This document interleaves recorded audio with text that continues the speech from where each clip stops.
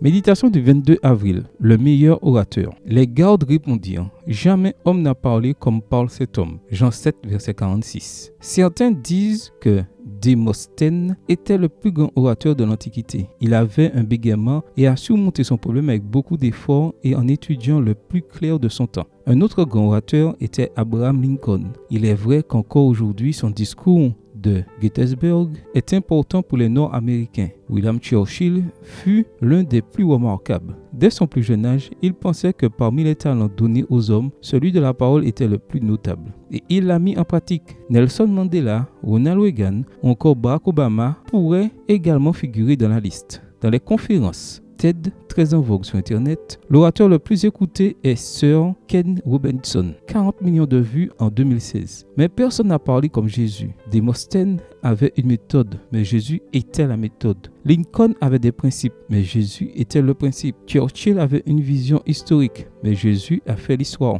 Mandela, Reagan et Obama ont déplacé des masses, mais Jésus a sauvé des gens. Robinson était créatif, mais Jésus est le créateur et a des milliards de vues dans l'univers. Ellen White nous livre les clés de son secret. Les paroles du Christ sont absolument essentielles. Le Sermon sur la montagne est une œuvre magnifique et pourtant si aisée à comprendre qu'un enfant peut l'étudier sans se tromper. Les béatitudes représentent l'idéal élevé du Christ. Chacune de ces paroles venait de Dieu. Il s'exprimait avec l'autorité du ciel. Les paroles que je vous ai dites sont esprit et vie. Jean 6, verset 63, disait-il. Ces enseignements sont remplis de vérités ennoblissantes et salvatrices, avec lesquelles les ambitions ou les quêtes humaines les plus profondes ne peuvent pas être comparées. Il était sensible à la menace épouvantable qui pesait sur l'humanité, venant sauver les âmes par sa propre justice, communiquant au monde la promesse d'une espérance et d'un soulagement complet.